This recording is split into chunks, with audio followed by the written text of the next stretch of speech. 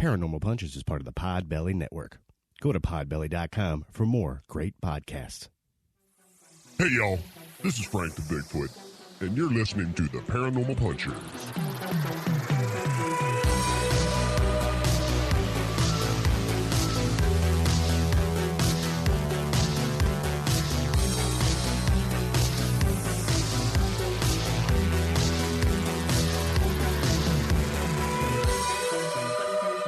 Hey, friends.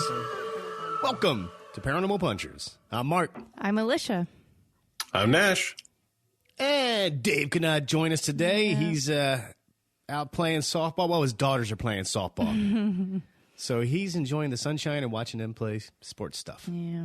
Nice. Yeah. All right. On this episode, we are going to talk about the Watseka Wonder. This was a listener topic submitted by Nicole. Nicole, thank you so much.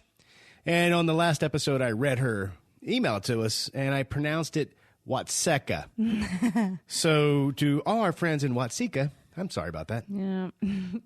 And we also have listener feedback, and we have a very intense Hatman story that one of our listeners sent, and Alicia read it. Mm-hmm. I recorded it, so we're going to listen to that and talk about it. All right. Without further ado, let's get things rolling here. First, let me tell you about El Yukateco Hot Sauce. El Yukateco is the king of flavor. Nash, I know you love flavor. I do. I love that El Yukateco. What's your favorite flavor? You know, I kind of go back and forth. I like the green chili. I like green chili everything. And that I can literally drink out of the bottle.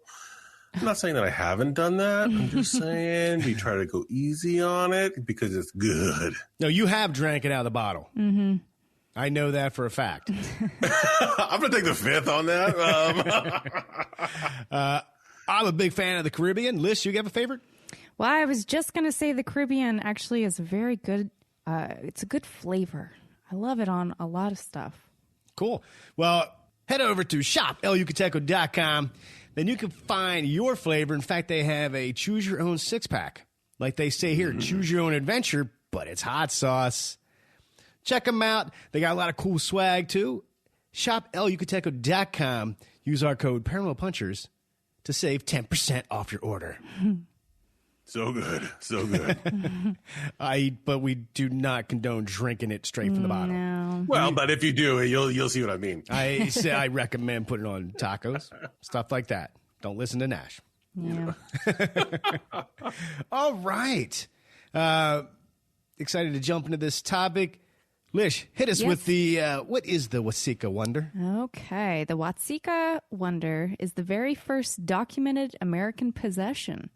And it's the name given to the spiritual possession of 14-year-old Lurancy Vennum. I think I said her name right. Lurancy. Lurancy? Lurancy? I thought it was Lurancy Vennum. Oh, okay. Listen, I had no idea. Like, you know, I know. I thought her last name, I pronounced it Venom, too. I think just because. Right. Yeah. Right. This was in Watseka, Illinois in 1878.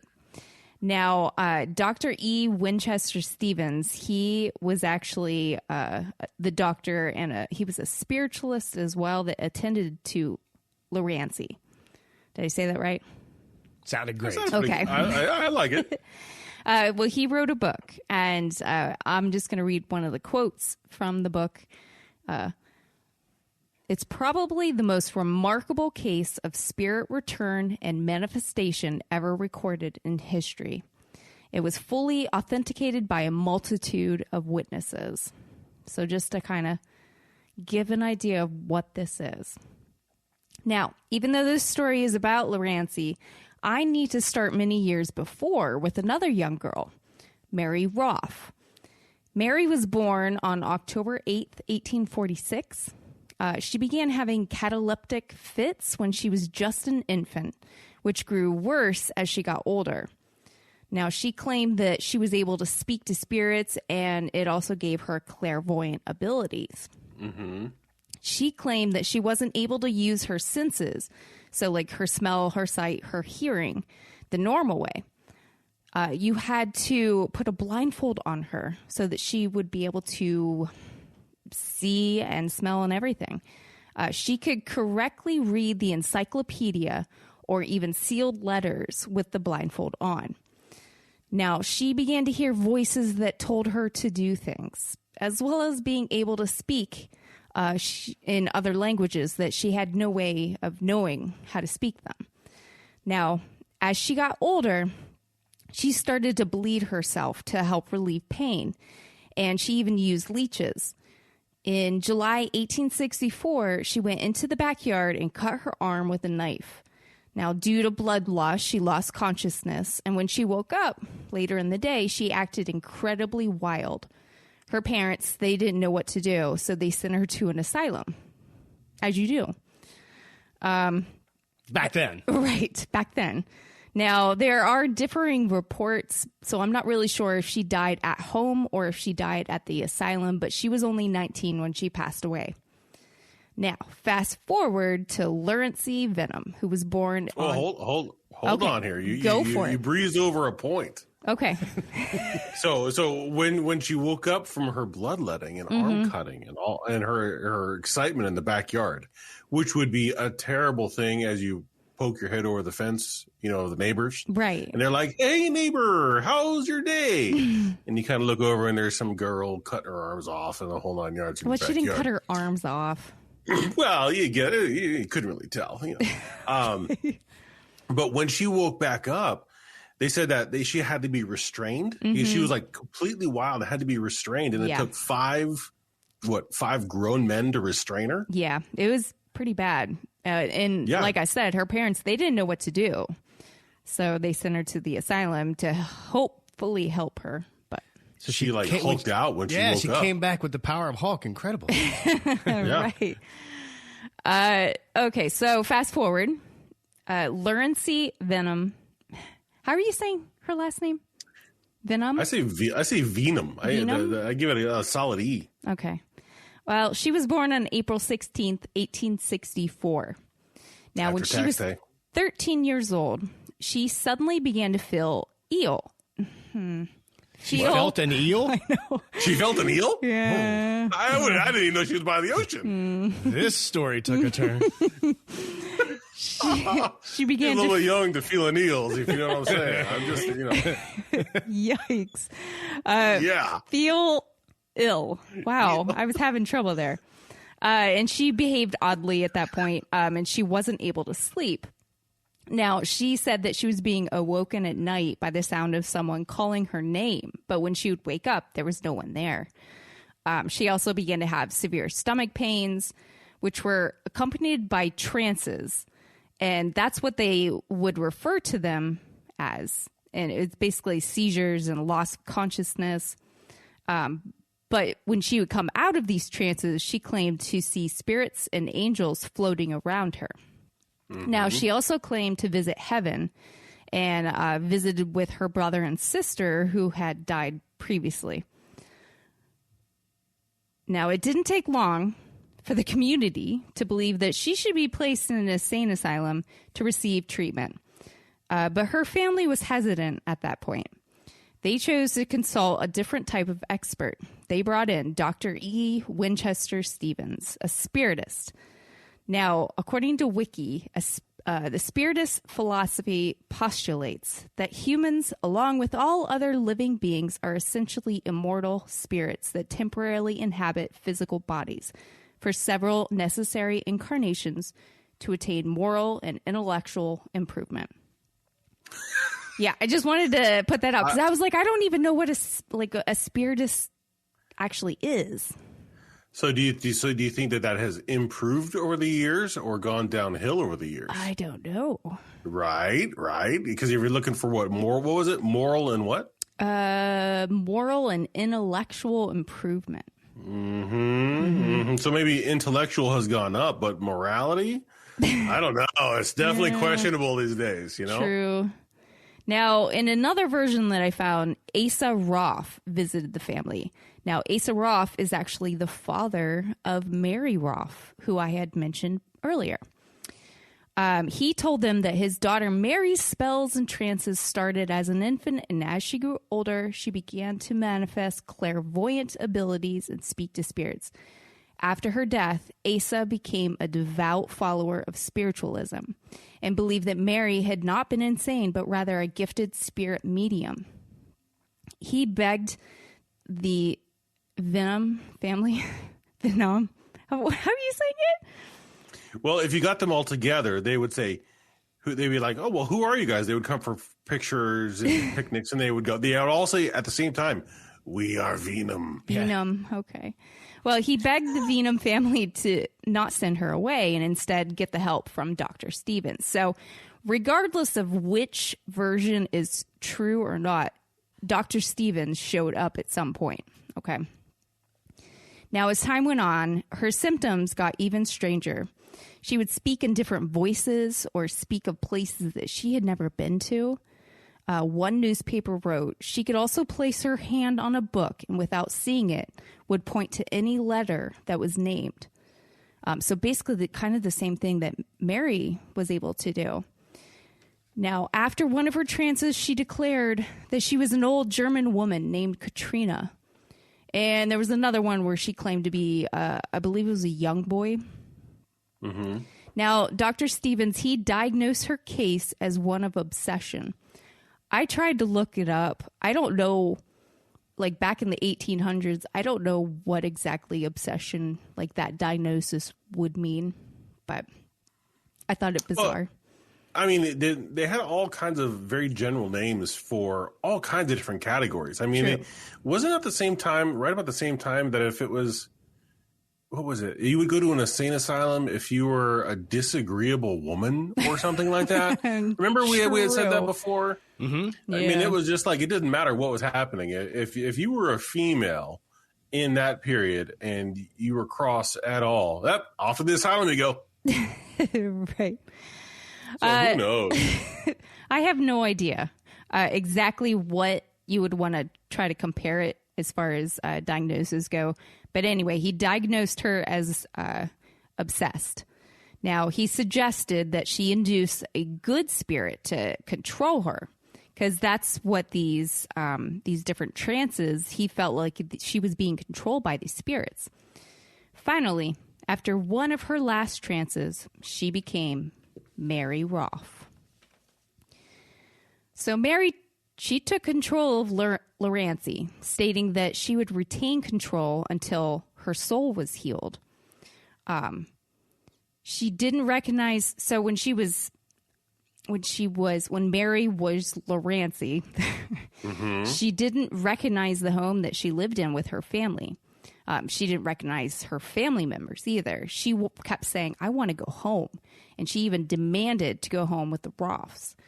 Now, the Roths, seeing that the situation was stressing this family out, they agreed to take her until Mary relinquished control. According to both Dr. Stevens and the Cincinnati Enquirer, Lurancy was capable of remembering numerous events and people from Mary's life. She recognized many of Mary's possessions, and furthermore, she seemed to have lost all memory of much of the Vennum family and friends. Now, one account that I came across, when they were driving to their home with her, she became very confused and was like, why aren't we stopping at this house? Because that was the house that apparently they lived in when Mary was still alive. Now, when she passed away, they actually moved. But that was the house when they were driving past it. She was very confused about it. She also gave predictions, had clairvoyance. She even had out-of-body experiences while she was in a trance, and described her astral journeys when she would come back to consciousness. Now, Lurancy, she lived as Mary for several months, visiting with Mary's family and her friends. Then on May 7th, she announced her soul would be returning to this body on May 22nd at 11 o'clock. And pretty specific. Yeah. And as promised, Lurancy did return. And she returned to a normal, happy life. some reports say that she never had another fit or episode with the paranormal for the rest of her life. Although, if you read Dr. Stevens' book, he claims that Mary Roff came back occasionally and even put her in a trance when she was giving birth to her first child to save her from the pain of childbirth. Well, that's handy. That's nice. Right. I mean, that's kind of a painful event as far as I've witnessed. I mean, it'd be helpful to have a little, little help you out. Get you over the hump, so to speak. Right. So this whole thing is very interesting. A lot of people witness the different things that Lurancy was able to do. She even, she was playing a piano, even though she didn't know how to do it, but Mary did. A lot of things that were not explainable. So, as far as causes go, did she suffer from a temporary psychological condition that they wouldn't have any understanding of how to fix it back in that time? Or was Lurancy bored? Was she trying to add excitement to her boring life? Or was she really possessed by a spirit that wanted and needed to heal her soul?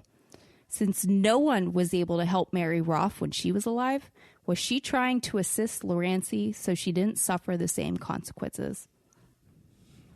Interesting. Mm-hmm. It's very interesting that Asa Roth showed up when he heard about Lurancy. Yeah. That it was echoed so much with what happened with his daughter. Right. That he showed up there to help.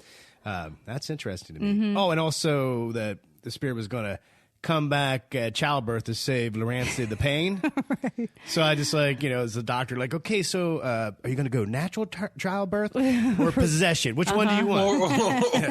Or previous life possession. Right. What do you like? I think that's pretty amazing. I think it's potentially two people who were super sensitive, really just couldn't control it, had no idea. Yeah. And just kind of the question of why Mary came back, that's to me the real question, is why she came back to the Vennums to help. Is it Lurancy? Yeah. Lurancy. Why to help her? Because I don't know. Is it I just imagine what it would be like for a spirit to recognize another spirit in distress, right, and then come to help. Right. Do you know what I mean? I just think that's pretty amazing. I don't know. Or was it her trying to get back home, or nobody really knows the reasoning, but I think that's pretty cool. Right. Well, I feel like I had read a couple things that they believed that both Lurancy and Mary were sensitive or mediums of some sort. And Mary just wasn't able to get to a point in her life where she could control it. And she wanted to help. Maybe she wanted to help Lurancy. I don't know. Can you imagine what that would be like? It'd just be overwhelmed. Just you don't know when it's coming, when it's going to happen, and all of a sudden, wham, you're possessed. And then you go into the backyard and start cutting your arms to get your blood out of your body. Right. I mean, it's just some crazy stuff. Yeah. Oh my gosh. And then for Lurancy to be able to channel not just Mary, but other people, and the whole reading books with your blindfold on, and that's pretty awesome. I could really use that. That would be a really handy tool. Now, the Roth House, there are thoughts that it is haunted to this day. I'm not really sure why it would be haunted, because I don't think Mary, she didn't die there. She died at the other home or the asylum. So I'm not really sure, or if she's just kind of maybe sticking around. But John Whitman, he's the current owner. He says occasionally people will hear a voice from a room where no one is, and people get strange recordings. People have conducted seances here to see if they can have contact with something else. And from my own experience with the house, that may very well be possible. Now, yeah, I don't know what your guys' thoughts are on the Roth House. If there's a lot of, like, you think that maybe Mary could stick around, but I think maybe Mary was using Lurancy as a conduit to have her get back home. Yeah, no, you're right. Maybe she wanted a couple more months with her family. Yeah, and then when she said, you know what, this could be detrimental to you, I'm out of here. The specific time is pretty cool. Mm-hmm. But then when left Lurancy's body and stayed in the house when Lurancy went off to, lead the rest of her life. Right. Now, interesting. You can actually, the Roth House is on Airbnb. So you can rent the entire house. I was seeing $120 a night, but I imagine it probably depends on when you want to rent it. But there's 3 bedrooms and you can get like 9 people, I guess, in this house. But just an interesting thing if you guys want to check out the Roth House. But what do you think, Mark? Yeah, let's put it on the list. Yeah. I was actually watching this video on YouTube where a team was investigating the Roth House, and they got like an EVP. It sounded like somebody, I mean, you could hear it audibly, and it startled them. It sounded like somebody said, I need help down here. Like something was in the basement. And as they went to the basement door, the other guy jumped, and their EVP, it sounded like somebody said, "Get out." Oh. So I'm like, what is the history to the Roth House? Right. Because that's some pretty intense activity. Mm-hmm. Yeah, I don't know. Not really sure why it would be haunted because, maybe it's not Mary. Right. Maybe it's like a polarizing kind of a place to where it sucks people in and sucks spirits in. Or if Mary and Lurancy, they both spent time in this house, do you think because they were a channel that they were like a magnet to other spirits wanting to, jump into their bodies for a bit so that because they lived there, things were attracting, they're still there. Interesting, yeah. So if we all go there and stay the night, we could be possessed. Well, I would hope not. Well, you remember that doctor of spiritism? Yes. So if a spirit jumps into you to learn morality and learn more intellectually, Nash, it's going to jump right back out. It's going to be like, oh, no, not this guy. Next. That's what I mean. That's right. Intellectual, maybe not. Who knows? But morality? Oh, no way. Yeah, Keep on looking, my friend. Once the spirit leaves your body, it'll know like 9 levels of pudding and how to make it. Right. They'll leave and go to the next person, and the next person will be like, man, I could go for some pudding. I look, and it's like a 9.5-hour trip, I think. Is it? Okay. Yeah. That's a little much. In a car, according to Google Maps, so it actually is probably going to be longer, with traffic and construction. But some of these places we talk about are not really that far. We just got to really get into a road trip. Right.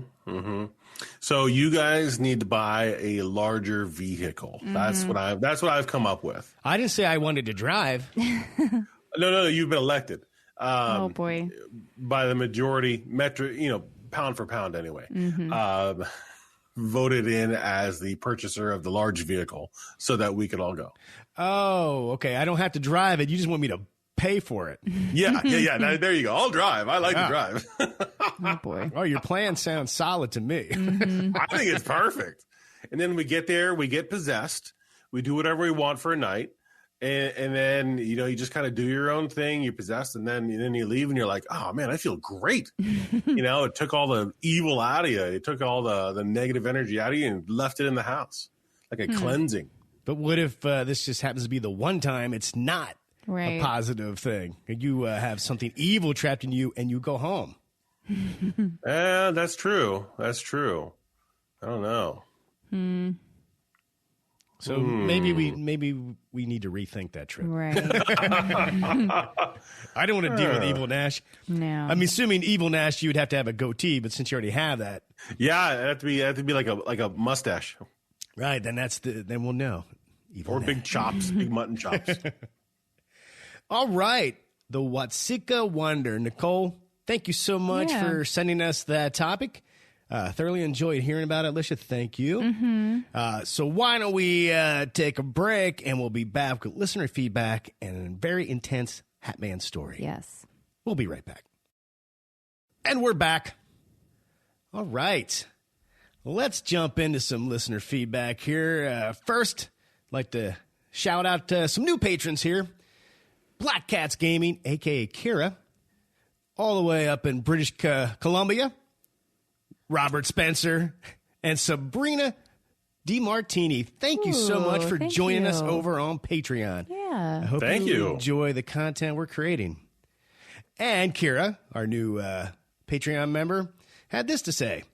Hey, guys, I finally joined Patreon just for you guys. Just an update on just an update on Nash 2.0. Kira is also the person with the horse they named Nash. With the best little pony in the whole wide world. Well, you should let me finish. He's officially the dumbest baby. He lost his mama that was 10 feet away from him. Oh, You get confused from time to time. Love your podcast since day one. From your friendly neighborhood farmer in British Columbia. Thanks, Kara. yeah, thank you. And she has an idea for an episode. Right here in my current homeland in Vancouver, BC, the Haunted Waterfront Station. It's a pretty cool historic site that we Vancouverians use on a daily basis. So, the Haunted Waterfront Station. Ooh. It is on the list. Thank Yep. you. And Robert, our new Patreon member, had this to say. Finally got my patron set up. Found a new job and got it set up as quick as I could. Went for the Bigfoot level, as I was known as the Shack Squatch at my latest job, or my last job. Nice. LOL. Thanks, Robert. Yeah. Greatly appreciate it. Again, I hope you enjoy what we're doing. And let's see, Ray Bands, he's a Patreon member. He dropped a message on Discord. Watching a show called Famously Afraid. And one guy, Willie Ames, he brought up Tulpas. Crazy. Have you guys done an episode on Tulpas? We have not. I've had plenty of tapas. I knew it. Even when I was chatting back and forth in Discord to Ray Bands, I brought that up right away. And then I was like, yeah, she's going to talk about tapas. And then we thought it'd be funny if we didn't tell you and you thought it was tapas, and that's what you came with information all about that. And then I said I should just make tapas, and then we'll talk about tapas and eat tapas. That's a great show idea right there. That's the title of the show. Tapas and tulpas. Yep. Tulpas and tapas. Thanks, Ray Bands. Yeah. And What if we were topless when we were doing it? Oh, God. tapas and tapas. Tapas and tulpas. Well, look, I'll never get that title out, so we'll keep our shirts on. Yeah. And we heard from Nicole. You guys mentioned about not being able to keep up with your list of topic ideas. Why not just tape them on the wall next to your equipment setup? I was thinking, suggesting to you guys maybe using a chalkboard or a dry erase board for writing them down. But I got to picture a chalk outline of Bigfoot being on there instead. That's probably what would happen. Well, thanks for the ideas, Nicole. We actually started a Google Doc. Yeah. If I had the room to hang a big whiteboard and write, I think I would do that. That'd be cool. And Nicole continues, and I had a thought about a new beverage, if it's not already out there. Has anyone thought of making a mix similar to the Bloody Mary and naming it after the Chupacabra? Ooh. Just a thought I had. Well, we have not, but I looked it up, and the Backyard Grill in Houston, Texas, has a Chupacabra Bloody Mary. Nash, wait till you hear this. All right, so the beverage is mixed with Alamo Red Jalapeno mix and topped with snacks. A bacon-wrapped jalapeno stuffed with pulled pork. What? A bacon-wrapped shrimp brochet, 2 jalapeno stuffed olives, celery, another strip of bacon, and meatball spicy pickle. Wow. Now that is beyond a drink. I mean, that's That sounds absolutely fantastic. So, I'm not even going to bother making my own version. That's just too intense. Bacon wrapped everything. Also called the heart attack. Well, Nikki 17777 dropped us a review on Apple Podcast. Amazing podcast. I absolutely love this podcast. It's so easy to listen to, and I love all the tangents and friendly banter. I always find myself smiling. I'm not sure if I missed the episode, but have you guys ever talked about the hodag? I've always... Sorry.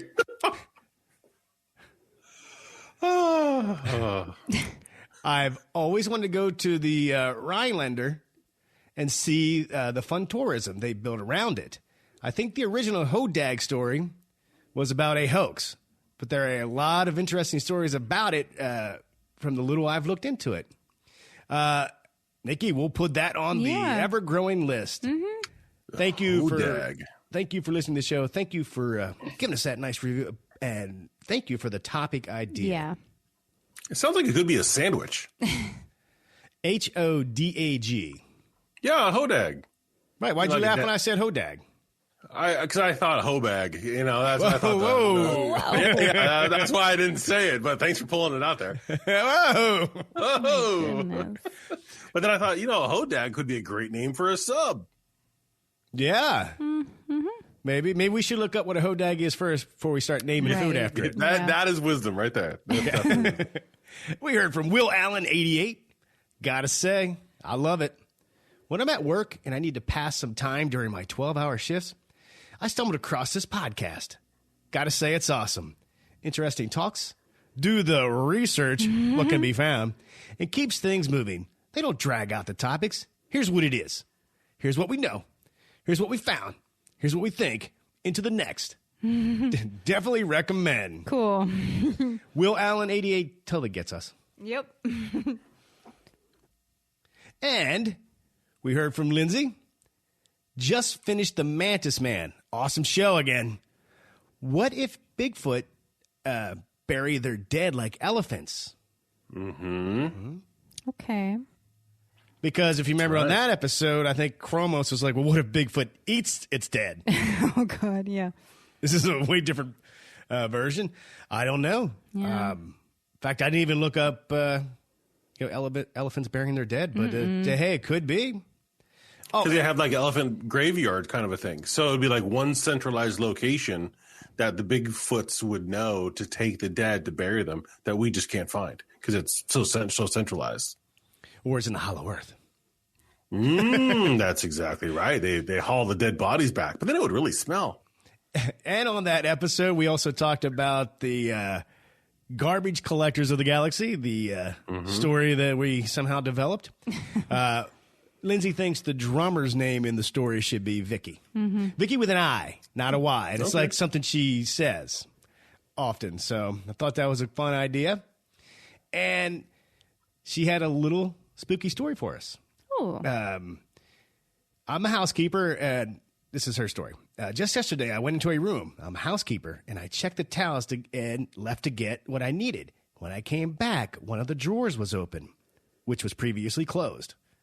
I've also heard someone call my name when no one is there. Ooh. When I turn around, a set of double doors had opened when they were locked. Oh. Lindsay said she sent us a video of some of the weird things that go down there, and that's awesome. Thank you so much for sharing that with us.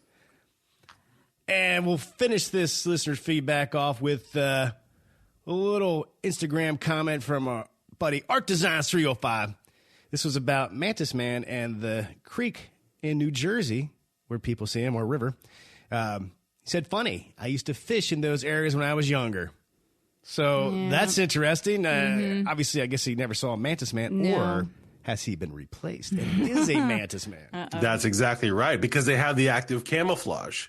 So the likelihood of seeing it is slim, much higher likelihood to be replaced by one. And Art Design 305, you'll be happy to know we moved your topic ideas higher up on the list. Yep.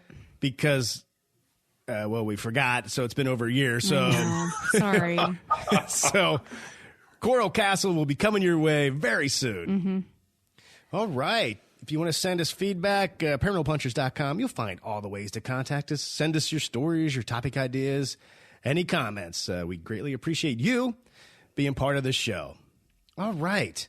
Now, we have a listener story here. It's all about the Hat Man and some very intense experiences a listener of the show had.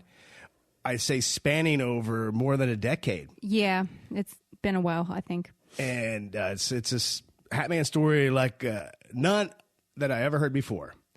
So it's very interesting and intense. So let's give that a listen. I was 12 when I met the Hat Man. It was early in the morning when I was getting ready to catch the bus to school. He was very tall, wearing a full attorney suit and a tall top hat, and not to mention from at least the 1800s, but I couldn't see a face. Only a few days after his appearance, I started having premonitions. The first one, I will never forget. I had a vivid dream. I was invited into a classmate's home, and as soon as I walked into their home, I could see her dad at the top of the stairs holding his chest, and he cried out, so scared, and fell over from a heart attack. At school the next morning, I was shocked to see that she wasn't in class. The teacher got a phone call and started crying. She announced to the whole class that this girl's dad had passed away that night from a heart attack. I was never friends or even knew this girl's name, but yet had seen her dad die while sleeping. I felt so incredibly confused. I didn't tell anyone. Only a week or two goes by before my next premonition. This one I will also never forget. Before I met the Hat Man, I had always been an empath and an open spirit. With that being said, when I was in 5th grade, I met a 2nd grader during a reading class buddy session. Her soul stood out to me. I didn't know why at the time. But a year later, she was my next trauma experience. In my dream, she was very sick and no one could help her. I had her laid down in my garage and tried to help heal her, but the doctors kept telling me that there was nothing that could be done for her and to help her feel comfortable while she passes. I refused to listen to the people in my dream and forced myself awake. A few days passed by and she came back into my dreams, but she had already died in this dream. She explained to me that no one could have helped her and she accepted that she was dead and thanked me for trying. At school, a friend of mine was not in class the next day. When he came back, he explained to me that his younger stepsister had passed away while riding her bike after her heart gave out. She was born with a heart condition, and it was that girl. I felt so overwhelmed. I couldn't believe that it happened again. There were a few more premonitions during a 5-year time span, but they weren't so personal, and I purposely forgot about them. I was then aware that the Hat Man had control of my open spirit. For some reason, he wanted me to experience such terrible grief and overwhelming confusion. So I tried for a while to fight back, but it didn't last. I stopped having the dreams and started having visions during the day. There was a girl that stood out to me once again, and one day I had an overwhelming feeling of her dying, and she died in a car accident that night. I didn't find out till the next day. Then it hit deep when it was a best friend that I got this feeling towards. He was another soul that stood out to me. We got into one fight and didn't talk for a few months. Then one day I got an overwhelming feeling again that he was going to die. And for the first time, I told someone. I told my best friend, and that other friend committed suicide that same night. At that point, I didn't feel so trapped and that I wasn't so crazy, because this is actually happening. So anyway, after 10 years, the last full dream premonition happens. I had thought that I had got rid of the Hat Man because a few years went by without him bothering me. But I was so wrong. Me and my husband, at the time broke down on the side of the road in the mountains close to a place where we were going camping with our friends. So we decided to just sleep in the bed of the truck. This is the last one I will never forget. I fell asleep and had a vivid dream of Guy riding his dirt bike off a cliff and ultimately died. The people around me, paramedics, doctors, bystanders, kept asking me, "Why didn't you save him?" while covering his body with sheets and blankets. I woke up in a panic and woke my husband. I told him my dream and said this will happen and that I was scared that I couldn't save him. He thought I was crazy, and we went on with our day until we came back to the truck and someone was waving us down across the street. We ran over and witnessed a man lying in a field not far from a cliff and dirt bike, and they were putting blankets on top of his body. The lady asked me if I saw what happened, and my husband looked at me as if he saw a ghost. It was then that I had witnessed the worst premonition. I was very scared that my open soul and empath personality was going to destroy my outlook on life for good. And with another witness on my side, I wasn't so scared to face the Hat Man and run him away from my soul for good. I did a lot of sage in my home and tried to sage myself many times, but he wouldn't leave. He wasn't done with me. We started having paranormal experiences in our home, even after saging it, until one last dream, he appeared. He was laughing at me. For the first time, I had been paralyzed during sleep, but I wasn't going to let him have the last laugh. I woke up paralyzed, screaming, "You don't belong here. God is with me," over and over again. And since that, he has left my life. I hope he left forever, but from the things he is capable of, who knows? Wow. Holy moly. Jennifer, thank you so much for sharing your story with us. Wow. Yeah, I've never heard a Hat Man story like that at all. That would be terrifying to be getting those kind of premonitions and them coming true. I really don't have the words. So it's intense. Just to even think that he's not done with me yet. It's like oh my gosh. I can't even imagine going through that. No. No, and my thought was like, why is he showing her this stuff? Is he trying to just freak her out? You know what I mean? Right. But wow. I mean, we've heard a lot about spirits and possession and whatnot, where sometimes there's a beneficial side to it. But oh my gosh, it didn't seem like that was nothing but I'm going to show you pain and oh my gosh, unbelievable. Yeah. Again, thank you, Jennifer. Yeah, thank you. Yes, thank you. Yeah, I mean, listeners, I don't know if you've ever heard about an experience with the Hat Man quite like that. If you have, let us know. Wow. Yeah. All right. Hey, everybody, thank you so much for listening to the show, being part of the show.